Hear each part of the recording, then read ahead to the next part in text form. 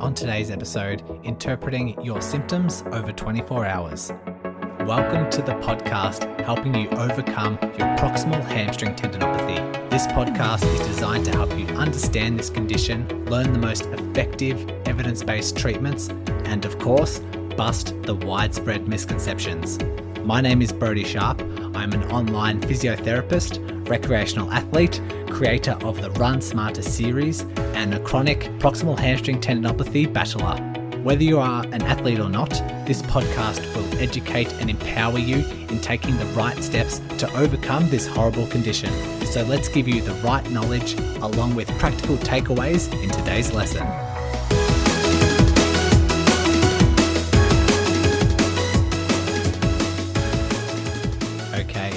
Diving into a very important topic today, how do we accurately interpret the symptoms that you're currently having with your proximal hamstring tendinopathy? Today we are covering another chapter that was in my ebook, and we follow Pete's journey, and we go with a bit of a recap before diving into today's episode. If you want the whole ebook, or if you want to learn all the chapters, particularly if you're a runner as well, it is available on the Run Smarter app. So if you go to the More section, it will have get the ebook or something. It does require you to sign up to my email list, which if you are on the list, you just enter your email, then you can read the book straight away. If you are on the email list, you will get emails on my weekly blogs and my weekly, say, podcast episodes that come out, a bit of information about that. So you can always unsubscribe, but it is a bit of a lead generator. So feel free to jump onto the app, go to the More section, download that ebook if you want to learn more, if you want to read about it. But we're going to dive in today into this specific chapter that I've picked out for you guys on how to interpret symptoms. This principle today will apply particularly if you are injured. It is directed towards injury and symptoms and observing those symptoms and making sense of them. I'll go into detail in a moment, but let's go back to see how injury-prone Pete is doing. From last episode, he was getting a few symptoms here and there. It was starting to be a bit bothersome, and so let's tune in. Just a little recap before I go into the chapter. Pete started running a little bit longer than usual and accidentally combined increasing his distance and speed with a few more hills as he found a longer loop around his house, and so started getting a little bit of Achilles tightness and some mild pain. So here we go. So the mild pain was ignored for several weeks. That should sound familiar to some runners. Particularly because the pain wasn't too bad during the run. In fact, it was a bit tight at the start of the run, but was starting to feel a lot better once he warmed up. As the weeks progressed, he definitely started to notice pain and increasing stiffness during his first steps in the morning, especially when the previous day consisted of running. However, since symptoms during running were very well managed, Pete interpreted this as a green light to continue running. He did make the sensible decision to run at a distance and pace he was comfortable with previously and didn't increase any running variables while the stiffness was occurring. After all, his 10K race was coming up, a few more weeks had passed to no avail, and symptoms persisted.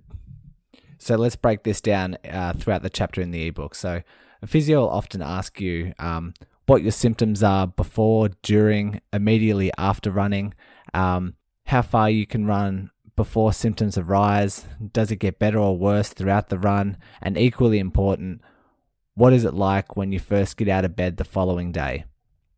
Most tendon pain and some muscle pain can improve throughout your run as the tissues warm up and load is gently applied to those structures. This is often followed by mild pain after a run, but definitely worsening pain the following morning, so don't be fooled.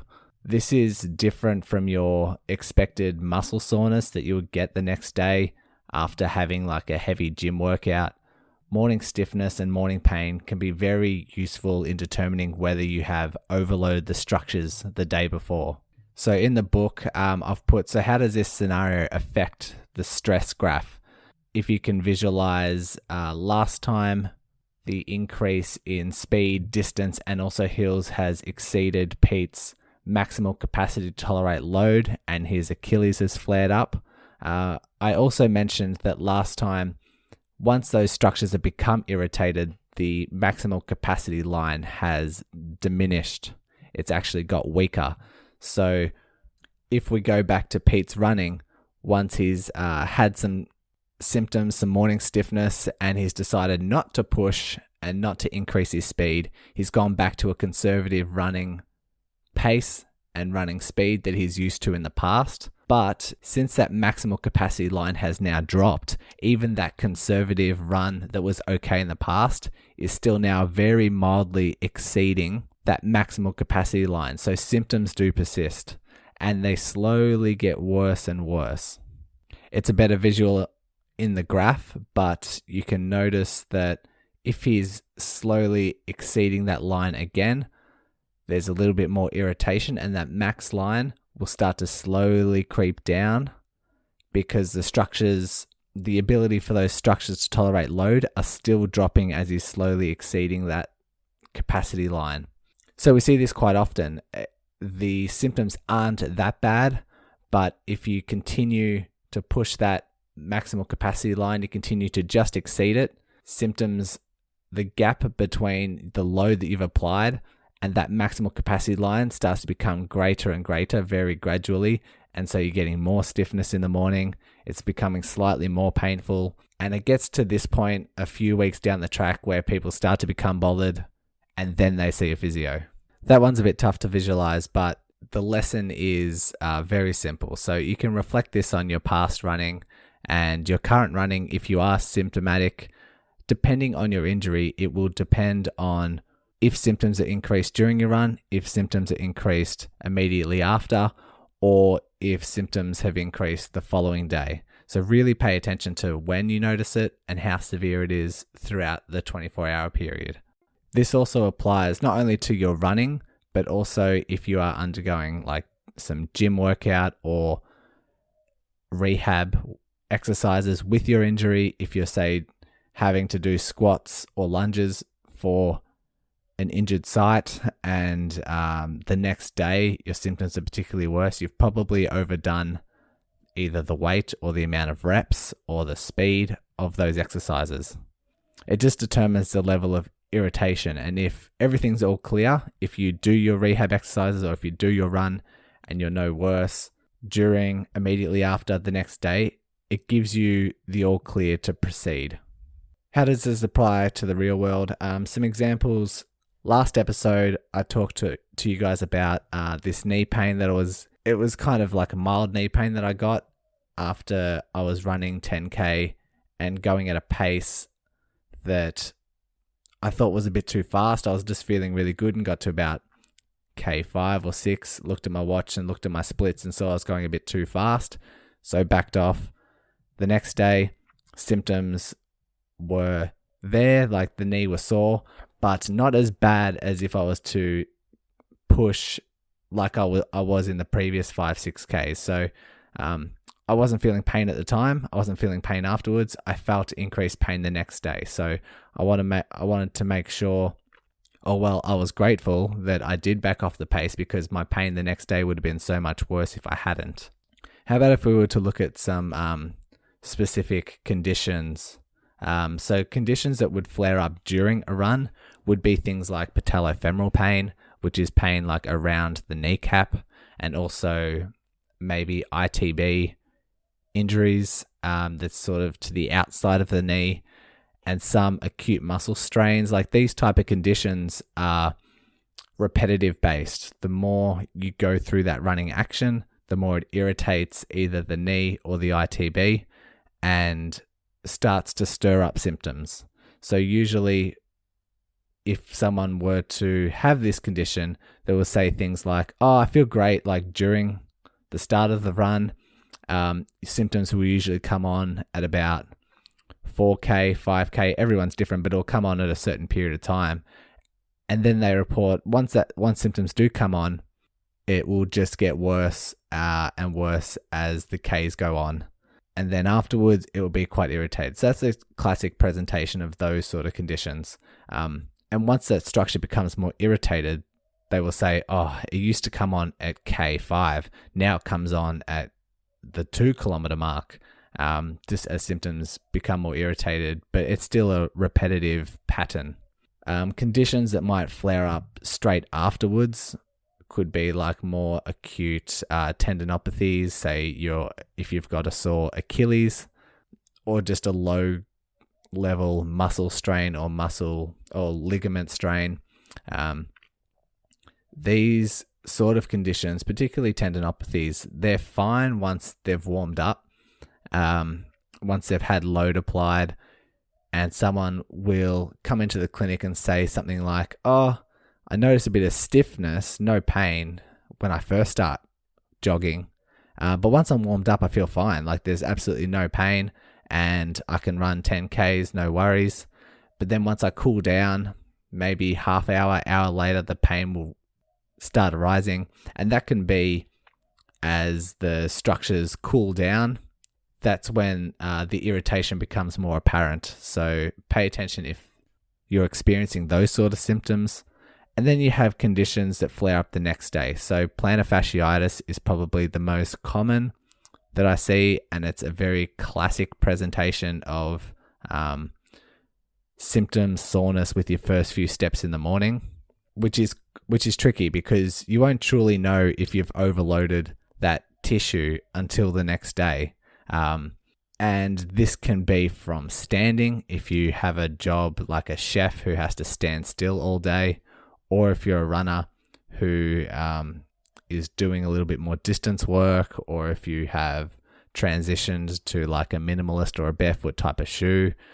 These can all be fine during the day, but you won't know if you've overloaded it until the next day when you first wake up and start walking around and limping, and that's when you're most likely to experience it. So it can be a bit of trial and error sometimes, documenting what you did the day before, knowing that that's too much, and then next time not being as aggressive or not running as far or as fast, or walking around in bare feet, that sort of thing. So they're just a couple of classic running conditions that sometimes can flare up the next day. Pay attention to all those things because I see a lot of runners continuously irritating the structures. So really pay attention. Don't be fooled. A chronic tendinopathy, like if you've had Achilles or patellar tendinopathy for a long time, say 12 plus months, you will be sore, but we want to make sure that the next day symptoms are no worse. So if you have 2 out of 10 pain when you first wake up, and then you go about your day, you go for a run, you do your gym workout, and then the next day it's still a 1 or a 2 out of 10, that means you haven't overloaded it because symptoms are no worse. This can be particularly helpful for someone who is in competition or doing athletics races or in a team sport, and they're towards the end of the season and they have their trainings multiple times a week, and then they have their competition on weekends. If you are going through a game and the next morning you're sore, if it's a chronic tendinopathy and symptoms are no worse, then you can still continue. And then you want to focus on once the season's completed, or once you get into your preseason, you want to really make sure that you're focused on your rehab and symptoms are down to either 0 or hovering around that pain level. So summarizing this chapter from the ebook and applying it to proximal hamstring tendinopathy, I guess the key takeaway is just don't be fooled by symptoms. Make sure you're accurately interpreting them over 24 hours.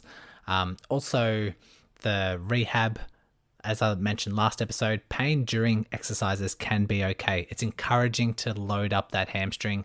Tendons love load if you give it the right environment to thrive.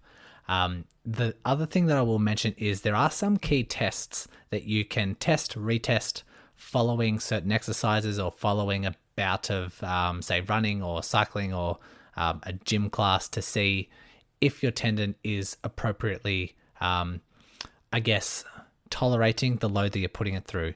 So one could be the shoe off test, where you're just in standing and you dig your heel into the front of the other foot, just as in you're mimicking to slide that shoe off the foot. And if you notice there's pain in that hamstring, well, notice how severe the pain can be, and then do that same shoe off test after a bout of exercise in that moment, just to get a bit of a snapshot, just to see if pain is increased, if pain is exactly the same, or if pain has decreased.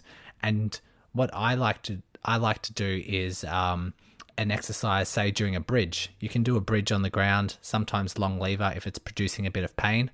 What I would do is do that bridge when I first wake up in the morning. Say there's a 3 out of 10 pain, go for a run, come back, do that same bridge again and see, okay, where's the pain level now? Is it a 2? Is it a 3? Then I will do that same bridge again later on in the day. If it's a 5 or 6, I know that the run that I did may have caused a bit of soreness. I'll do it the next morning. If that bridge is a 2 out of 10, I know that over 24 hours, it has managed to handle that load. However, if I woke up the next morning and it was a 6 or a 7, I know that what I did the 24 hours before was a bit too much. Some other tests that you can do, if you can try and visualize lying on your back with your calves resting up on a bench or on, say, your bed. So your hips are bent at 90 degrees, your knees are bent at 90 degrees, and you're kind of just resting with your back on the floor, and your legs are resting up on the chair or bench or table. And you dig your heel into the bed or dig your heel into the bench and see if that triggers any pain. So that can be something you can test and retest several times throughout the day to see how the tendon is going. You don't necessarily need to pay attention to symptoms as you're just standing still or as you're sitting still. That can be another way to hone in on the accuracy. So keep that in mind.